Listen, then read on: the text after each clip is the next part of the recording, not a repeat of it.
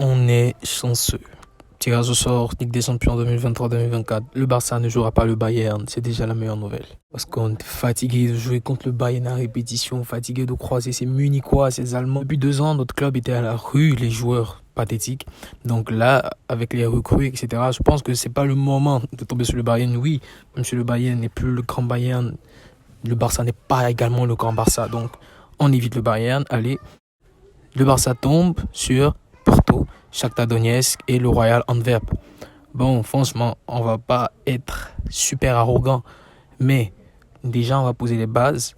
Si le Barça n'arrive pas à finir premier de ce groupe, Xavi doit être limogé. Oui, Xavi doit être limogé. C'est-à-dire, même si on se qualifie pour les huitièmes de finale et qu'on n'arrive pas à sortir premier, Xavi, c'est basta. Parce qu'habituellement, le Barça, en phase de poule de Ligue des Champions, c'est toujours au moins un gros et une équipe, on va dire, difficile à jouer et une équipe bonf. Mais là, on a eu Porto 7, Porto n'est pas un gros, mais Porto sera quand même une équipe difficile à manager avec le Royal Antwerp qui est quand même champion de Belgique en titre et le Shakhtar Donetsk, champion d'Ukraine. Je pense que ça devrait passer. Avec l'équipe du Barça, avec un club comme le Barça, c'est le minimum. Le minimum, c'est d'être premier. Par exemple, quand tu vois la poule de Man City, vainqueur de la Première Ligue et champion en titre de la Ligue des Champions, bah c'est le minimum pour eux, c'est d'être premier. Donc voilà, moi déjà, je m'attends à ce que le Barça ne perde pas de match dans ces phases de poule et que le Barça termine premier pour avoir le plus de confiance possible qui nous a manqué depuis 2 ans maintenant sur la scène européenne. Donc franchement, il va falloir maximiser pour tout faire, pour finir au moins premier. Parce que là, c'est un groupe abordable. Donc déjà, on aura Porto. C'est vrai, Porto, c'est une équipe difficile à jouer, mais Porto est quand même une équipe que le Barça peut battre. Voilà, en fait, on est le Barça, les gars. Je sais pas si on se rend compte. On est 5 fois vainqueur de la Ligue des Champions. On est l'un des clubs les plus titrés de l'histoire du football. On fait partie des top 10 des meilleurs clubs de toute l'histoire du football. Quand même, on va pas se limiter face à Porto. Donc c'est vrai que ces 2 dernières années, ces 3 dernières années, voire même, on a peiné, que ce soit en Ligue des Champions ou 2 fois de suite en Europa, on a été reversé 2 fois de suite en Europa, c'était grave.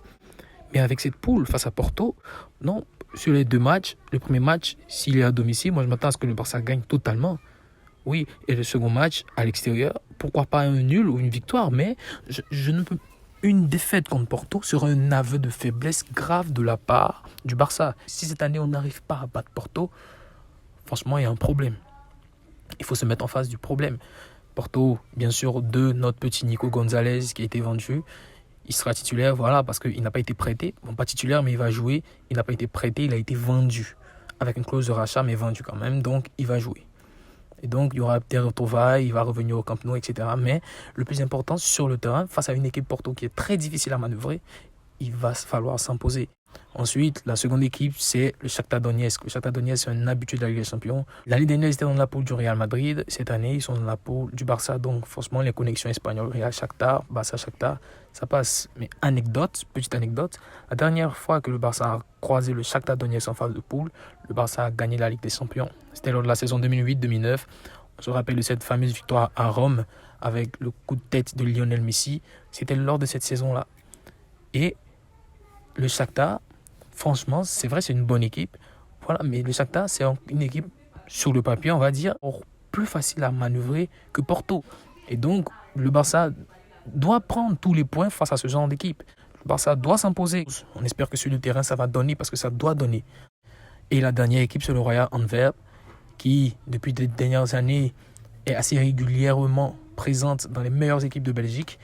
Récemment, l'année dernière, ils ont gagné le championnat la dernière journée. Je me rappelle, je regardais le match grâce à un but de Toby Alderweireld, le capitaine à la 94e minute. Je crois que c'était la dernière journée. Il y avait la lutte pour le titre. Donc, c'est une équipe, on va dire, qui a le caractère, mais c'est une équipe qu'il ne faut pas négliger. Pour une équipe du niveau du Barça, affronter Antwerp, en principe, on doit gagner le match 3-4-0. Mais comme on le rappelle, la réalité du terrain n'est pas pareille. Donc, il va falloir faire beaucoup de choses. Il va falloir s'améliorer dans beaucoup de domaines, mais on espère que le Barça va finir au moins premier de cette poule. Et pour moi, une campagne de phase de poule réussie, une campagne de phase de poule qui va amener du positif sera une campagne avec aucune défaite. Voilà, ça c'est le minimum.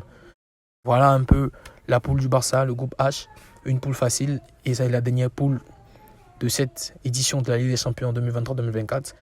pourquoi pas espérer cette saison en Ligue des Champions atteindre au moins les quarts de finale, parce que ça fait longtemps qu'on n'a pu atteindre les quarts de finale. Si on réussit à faire une bonne phase de poule, ça peut faire naître de très bonnes choses dans le groupe et pourquoi pas espérer décrocher cette nouvelle étoile sur le maillot.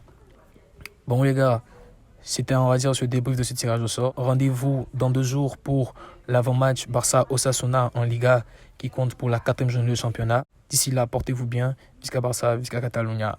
Ciao.